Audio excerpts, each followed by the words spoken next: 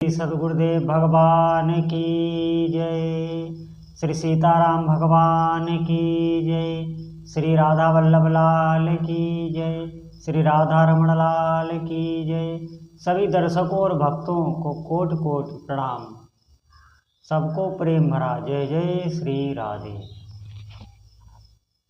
आज हम बहुत महत्वपूर्ण विषय पर चर्चा करेंगे और आपको युक्ति बताएंगे कि हम भक्ति तो करते हैं, शुरुआत में भक्ति करते हैं, हमारा मन भी लगता है, भक्ति में आगे बढ़ते हैं, हमारे साथ दिव्य दिव्य अनुभव भी होते हैं। उसके बाद क्या होता है, हमारा उत्साह धीरे धीरे कम होने लगता है, हमारे भी अनुभव भी कम होने लगते हैं, धीरे धीरे अनुभव बिल्कुल होना बंद हो जाते हैं, हमारा उत्साह भी कम हो जाता है। ये क्यों होता है? आपने कभी भी इस पे ध्यान नहीं दिया हो। इसके प्रधान दो कारण हैं। हमारी भक्ति में हम क्यों गिर जाते हैं?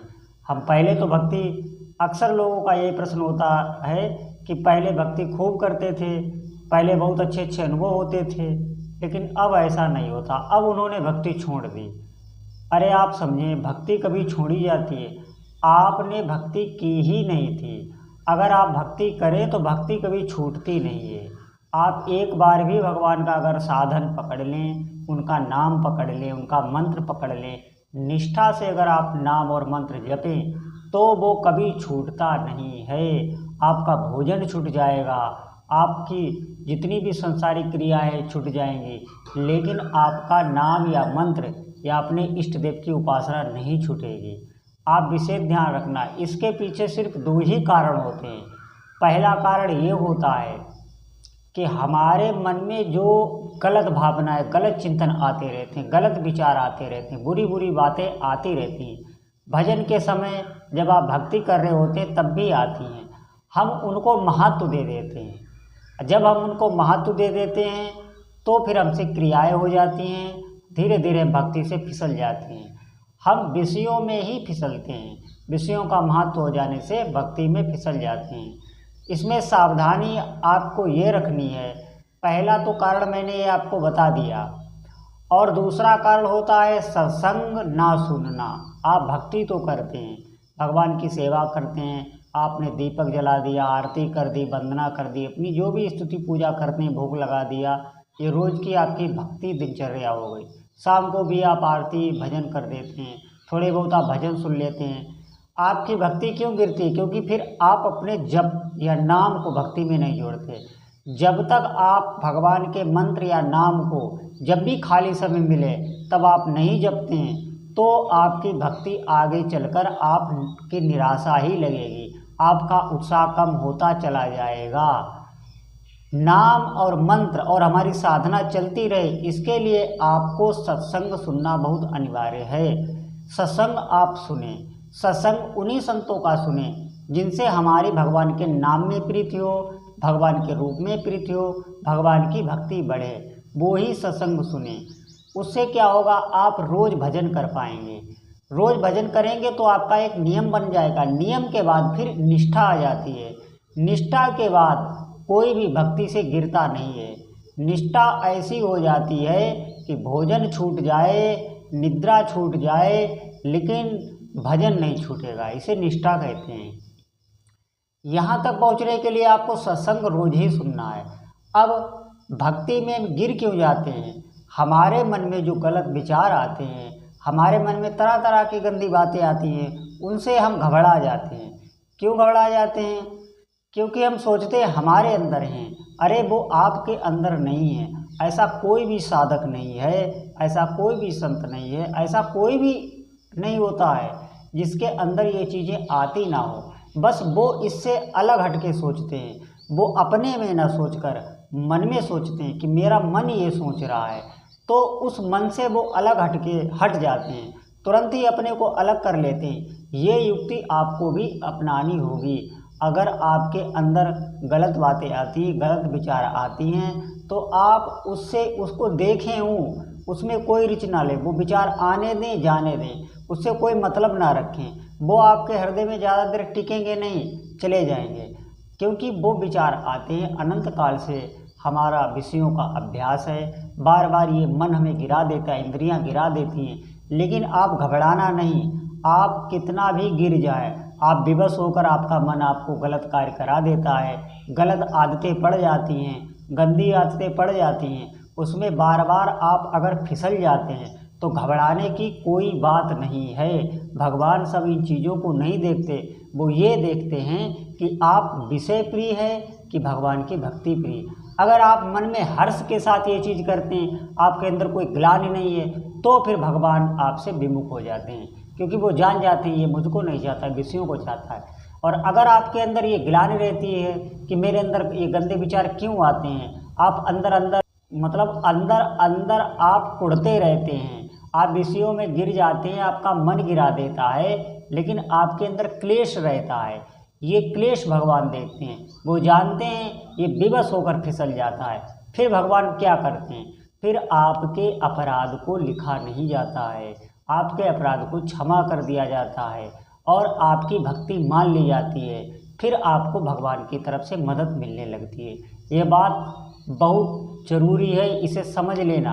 आपकी मदद करने लगते हैं, आप उन्हीं का नाम पुकारें।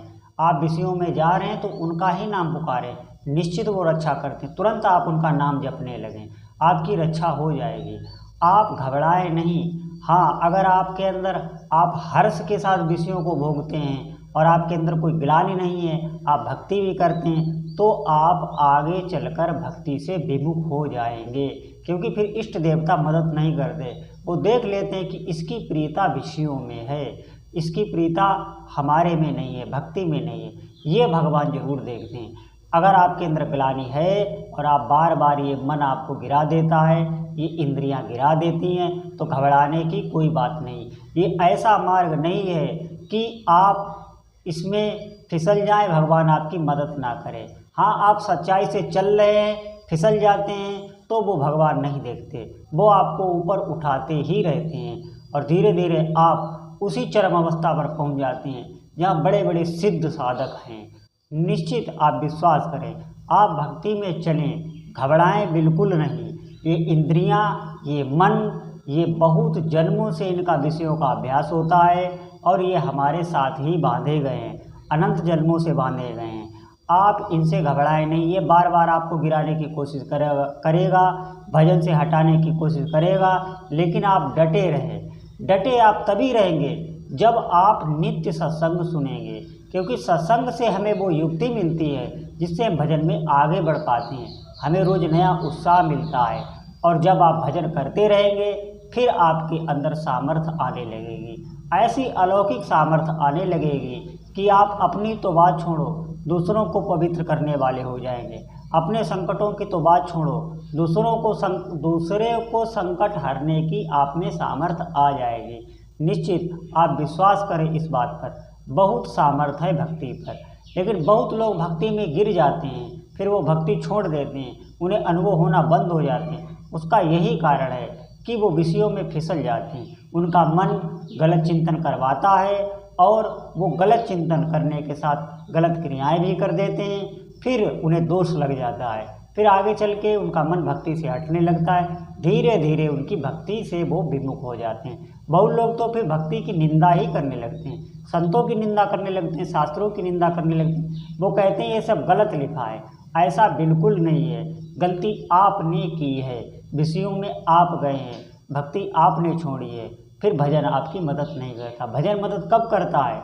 जब आप विषयों को नहीं चाहते हैं, लेकिन फिर भी आप अपने स्वभाववश आपका मन आपको गिरा देता है, लेकिन आप भजन करना ही चाहते हैं, आप भी अच्छे से भजन में चलना चाहते हैं, लेकिन बार बार मन आपको गंदी चीज़ों में गिरा देता है।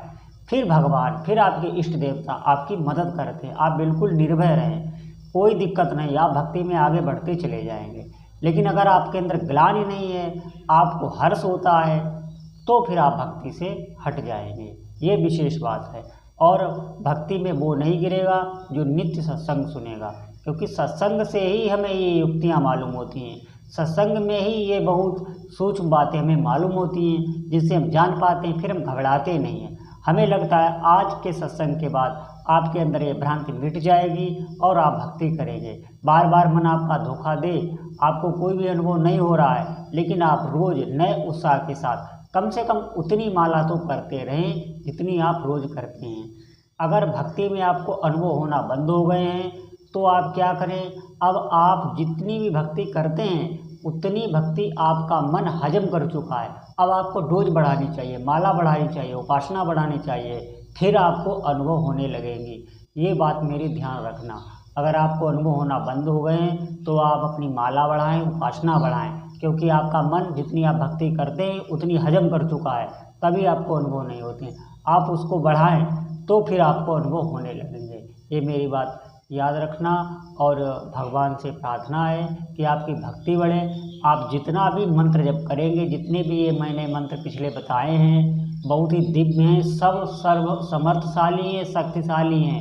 कोई मंत्र किसी से छोटा नहीं है। आप जो जपें आपको शक्ति मिलेगी, सब कार्य आपके पूर्ण होंगे। बोलो जय जय श्री सीताराम।